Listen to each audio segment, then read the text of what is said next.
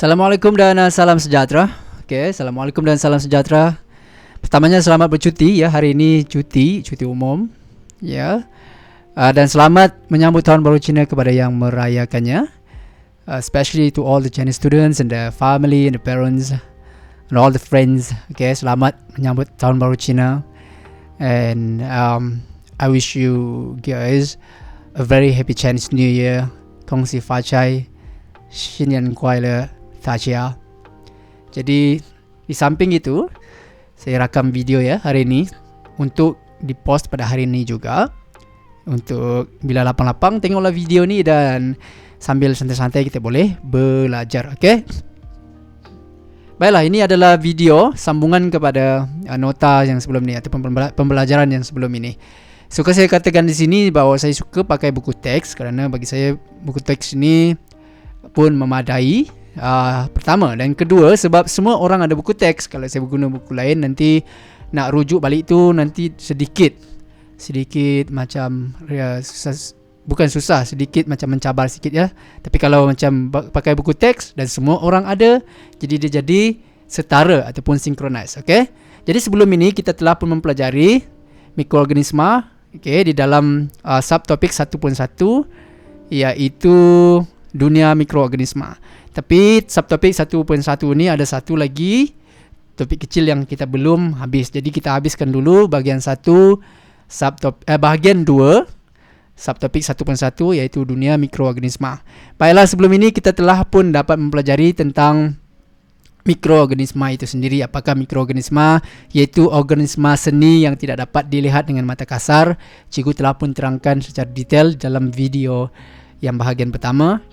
Dan kita pun telah tahu tentang flora normal, iaitu flora normal ialah mikroorganisma yang ditemukan pada organisma termasuklah manusia dan juga haiwan dan tidak menyebabkan penyakit. Maksudnya dia adalah flora normal, maafkan cikgu, flora normal. Dia sudah menjadi normal kepada kita. Dan dia berada di tempat-tempat tertentu ya, dan kepentingannya kita telah pelajari. Dan juga kita telah pun mempelajari pengelasan mikroorganisma, iaitu 5: fungi, alga, protozoa, bakteria dan virus. Ataupun cikgu ada buat akronim hari itu ya, ataupun short term. Ataupun cikgu ringkaskan, cikgu mudahkan. Farah, aku pandai buat virus. Fungi, alga, protozoa, bakteria, virus. Dan kita pun telah mempelajari ciri-cirinya, termasuklah saiz, bentuk, nutrisi, habitat, cara pembiakan. Dan semua mikroorganisma ini, kelima-limanya telah kita pelajari di dalam pembelajaran yang lepas. Jadi boleh rujuk ya video yang bahagian pertama subtopik 1.1 bab 1 ini, 1.1 dunia mikroorganisma. Jadi hari ini di bahagian 2 kita akan sambung lagi. Maafkan cikgu. Kita akan sambung lagi agak slow ya. Di dalam kewujudan mikroorganisma. Di sini dia persoalkan ya, berapa kalikah kita mencuci tangan setiap hari? Apakah penting untuk kita mencuci tangan dengan sabun ataupun pencuci tangan? Kita bincangkan gambar ini. Dan mengapa kesedaran mengenai kebersihan tangan perlu ditekankan dalam semua urusan harian, terutamanya semasa mengendalikan makanan. Kerana tengok cikgu pun terpegang hidung macam ni. Sebab tangan ni we use our hands every day. Kita menggunakan tangan kita setiap hari ya. Setiap hari, setiap masa, sama ada kita sedar ataupun tidak. Jadi amat penting untuk kita menjaga kebersihan tangan itu. Dan seharusnya kita menggunakan pencuci tangan ya. Kita menggunakan hand sanitizer ataupun menggunakan sabun. Sebab contohnya kalau kita makan pun, masa mengendalikan makanan tu, sebelum makan pun kita dah gunakan tangan ini, jadi kena cuci. Apatah lagi tengah makan. Ada orang makan pakai tangan, ada orang pakai sudu, ada orang pakai garpu, ada yang pakai chopstick. Tapi pokoknya di sini tangannya harus dicuci juga ya. Walau dalam keadaan macam mana pun, sama ada kita tengah makan ataupun tengah buat benda-benda lain. Terutamanya ketika sedang mengendalikan makanan. Baiklah. Di sini ada eksperimen ya, tapi sebenarnya kita terus masuk kepada teori ini ya. Sebab Nanti pertama nanti panjang sangat video, kedua susah kita nak, bukan susah, agak cabaran untuk menjelaskan eksperimen dalam keadaan begini. Jadi saya harap mungkin boleh rujuk ke guru-guru anda, dan saya berdoa supaya dipercepatkanlah COVID-19 ini tiada, dan kita bukan, kalau kita nak cakap tiada, for the time being tu mencabarlah, tapi kita berharap ia dapat diselesaikan dengan baik supaya pembelajaran dapat diteruskan dengan lebih baik. Okey. Baiklah, kita akan masuk di dalam faktor yang mempengaruhi pertumbuhan mikroorganisma. Okey. Setiap organisme itu, benda hidup itu perlukan faktor dalam pertumbuhannya. Kita sebagai manusia pun kita memerlukan faktor-faktor tertentu untuk kita hidup. Begitu juga dengan mikroorganisma. Jadi antara faktor yang mempengaruhi pertumbuhan mikroorganisma adalah kelembapan, cahaya, suhu, nilai pH, dan apa lagi? Apa lagi itu sebenarnya ada di sini. Nanti kita persoalkan apa lagi. Okey.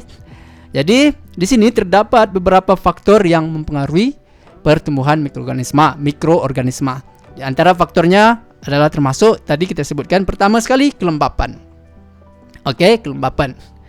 Kelembapan ini adalah satu keadaan sama ada dia lembab ataupun kering. Jadi lembab ini adalah satu perlawanan dengan kering. Okey, contohnya tanah itu kering, tanah itu lembab. Faham tak? Faham? Tanah itu kering, tanah itu lembab. Okey. Jadi, untuk kelembapan ini organisma suka hidup di tempat yang lembab. Jadi, kerana itu keadaan yang lembab adalah sesuai untuk pertumbuhan dan pembiakan mikroorganisma. Kerana mikroorganisma sukakan keadaan lembab ini. Dalam keadaan yang berbeza, persekitaran yang kering boleh menyebabkan mikroorganisma kurang aktif dan akan merencatkan pertumbuhannya. Merencatkan ini maksudnya akan membataskan, menyusahkan. Dia akan susah untuk bertumbuh. Pertumbuhannya akan susah, pembiakannya akan susah di sini. Okey? Apabila kering. Jadi bayangkan, what if jika kita ini adalah mikroorganisma. Okey? Kita lebih suka ataupun lebih sesuai hidup di kawasan lembab. Okey, saya ini contohnya mikroorganisma, bakteria lah misalnya ya. Tetapi tiba-tiba keadaan itu terlalu kering, saya akan mengalami kesukaran. Begitulah kehidupan mikroorganisma. Okey, jika dia tidak selesa di situ, maka dia akan susah untuk membiak dan pertumbuhannya akan terganggu. Faham? Boleh ya? Sorry. Jadi itu faktor yang pertama, kelembapan. Yang kedua adalah cahaya. Okey? Ini berbeza-beza ya. Ada mikroorganisma suka yang bercahaya, ada yang suka gelap. Okey. Contohnya di sini mikroorganisma seperti alga mempunyai klorofil. Jadi kalau dia ada klorofil, kenapalah? Okey. Kerana apabila alga ini mempunyai klorofil, dia akan memerlukan cahaya. Untuk apalah cahaya tu? Cahaya itu adalah untuk menjalankan fotosintesis. Kenapa? Sebab dia fotosintesis tu nak buat makanan dia. Okay, jadi mikroorganisma seperti alga mempunyai klorofil yang memerlukan cahaya untuk menjalankan fotosintesis. Okay, ya? Itu kalau alga. Tapi berbeza pula kalau mikroorganisma seperti kulat dan bakteria. Kerana kulat dan bakteria ini akan tumbuh dengan lebih baik dalam keadaan yang gelap. Okay? Sebab tu dia berbeza. Cikgu cakap di sini ya. Bayangkan kalau kita ni kulat ataupun bakteria, kita suka gelap, tiba-tiba kita diletakkan di tempat yang bercahaya. Sudah pasti itu menjadi cabaran kepada kita untuk membiak dan juga pertumbuhan kita akan terganggu. Inilah konteks ini di dalam mikroorganisma seperti kulat dan juga bakteria yang lebih suka kawasan gelap dan tumbuh dengan lebih baik dalam keadaan yang gelap. Okey? Itulah adalah mengenai pertumbuhan mereka di kawasan bercahaya dan juga gelap. Dalam situasi yang berlainan pula ya, pendedahan kepada cahaya ultra ungu dapat membunuh mikroorganisma. Pernah ke tak dengar UV light, selalu orang sebut UV light. Sebenarnya UV light tu, ultra ungu adalah UV light. Cuma ultra ungu ni bahasa Melayu. UV itu adalah singkatan kepada ultraviolet. Okay, ultraviolet light ataupun cahaya ultra ungu, cahaya ultraviolet bahasa Inggerisnya. Jadi Pendedahan kepada cahaya ultraungu ataupun UV light dapat membunuh mikroorganisma. Okey, boleh ya? Kemudian kita bercakap tentang suhu pula, okey. Suhu yang paling optimum untuk bakteria Suhu yang paling optimum untuk mikroorganisma ini hidup adalah 35 hingga 40 darjah Celsius, okey. Dia darjah Celsius 35 hingga 40 darjah Celsius. Jadi ini merupakan suhu optimum yang bagi pertumbuhan mikroorganisma. Keadaan suhu terlalu rendah seperti yang terdapat di dalam peti sejuk merencatkan pertumbuhan mikroorganisma. Sebab itu, contohnya kalau kita beli ikan, daging, ayam dan sebagainya, kita letak di dalam peti sejuk. Jika kita nak makan, nak masak the next day, okay? Nak masak the next day, sebab kalau kita letak di luar, nanti dia akan terdedah kepada mikroorganisma dan ia akan menyebabkan kita punya makanan itu rosak, okay? Kerana adanya mikroorganisma tersebut. Jadi sebab itu, keadaan suhu terlalu rendah seperti terdapat dalam peti sejuk itu akan merencatkan pertumbuhan mikroorganisma. Dalam konsep kehidupan kita, sudah pasti itu kita gunakan untuk melindungi makanan kita daripada diganggu oleh mikroorganisma.